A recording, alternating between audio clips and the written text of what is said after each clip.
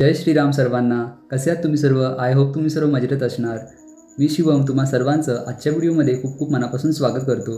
व्हिडिओला सुरुवात करण्याआधी जर तुम्ही आपल्या चॅनलवर नवीन असाल तर आपल्या चॅनलला आत्ताच सबस्क्राईब करून घ्या. आपले व्हिडिओ तुम्हाला आवडत असतील तर व्हिडिओला लाईक करा. त्याचबरोबर तुमच्या काही प्रतिक्रिया असतील तर कमेंट करून नक्कीच कळवा.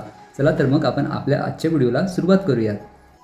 22 जानेवारी 2024 दिवशी जो पवित्र सोहळा पार पाडला जाणार आहे म्हणजेच या मंदिराचा लोकार्पण सोहळा असणार आहे. त्याचबरोबर प्रभू श्री रामचंद्रांच्या मूर्तीची प्राणप्रतिष्ठापना सोहळा होणार आहे. या पवित्र सोहळ्याचं निमंत्रण म्हणून घरोघरी या अक्षता आणि प्रभू श्री रामचंद्रांच्या मंदिराची प्रतिमा पाठवलेली आहे. बहुतेक जणांना ह्या अक्षता मिळाल्या आहेत आणि ज्यांना नाही मिळाल्या त्यांना येत्या दिवसामध्ये ह्या अक्षता जरूर मिळतीलच. या अक्षता मिळाल्यानंतर या अक्षतांचं करायचं काय हा प्रश्न बहुतेक जणांना पडलेला आहे. त्याचंच उत्तर आपण आजच्या व्हिडिओमध्ये जाणून घेणार आहोत.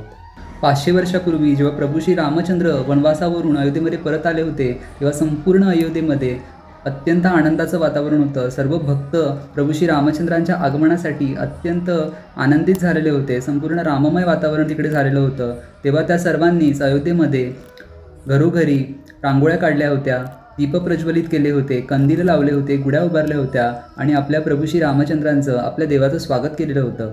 त्याचप्रमाणे आपण देखील सोमवारी 22 जानेवारी 2024 रोजी घरोघरी रांगोळ्या काढायच्या आहेत, दीप प्रज्वलित करायचे आहेत, कंदीलं लावायची आहेत, त्याचबरोबर गुढ्या उभारायच्या आहेत आणि प्रभू श्री रामचंद्रांचं नामस्मरण करायचं आहे. आपल्या सर्वांनाच 22 तारखेला अयोध्येला जाता येईलच असं नाही, परंतु जर तुमच्या घरी देखील प्रभू श्री रामांची मूर्ती असेल तर तुमच्या घरीच तुम्ही प्रभू श्री रामांची मूर्तीचं मनोभावी पूजा करायची आहे, नामस्मरण करायचं आहे.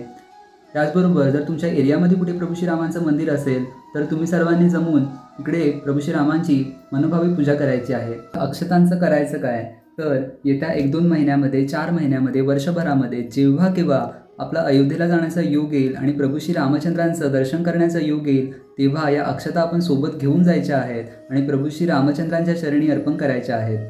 त्याचबरोबर जर तुमच्या घरामध्ये कुठलं मंगल कार्य असेल म्हणजे कोणाचं लग्न असेल तर त्या लग्नाच्या अक्षतांमध्ये या मिक्स करून तुम्ही त्या अक्षता टाकायच्या आहेत. असे केल्याने प्रभू श्री रामचंद्रांची कृपादृष्टी त्यांच्यावरती राहील आणि सर्व काही मंगलच होईल. संपूर्ण देशभरामध्ये राममय वातावरण झालेलं आहे.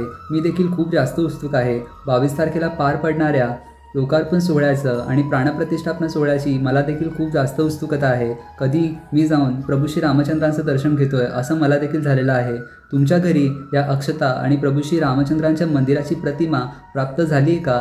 झाली असेल तर मला कमेंट करून नक्की कळवा. त्याचबरोबर आजचा व्हिडिओ आवडला असेल तर व्हिडिओला लाईक करा. आपल्या चॅनलवर तुम्ही नवीन असाल तर आपल्या चॅनलला सबस्क्राईब करा. तुमच्या काही प्रतिक्रिया असतील तर कमेंट करून नक्की कळवा. आणि हो, कमेंटमध्ये जय श्रीराम लिहायला विसरू नका. जय श्रीराम. आपण पुन्हा भेटूयातच अशाच एका व्हिडिओ बरोबर.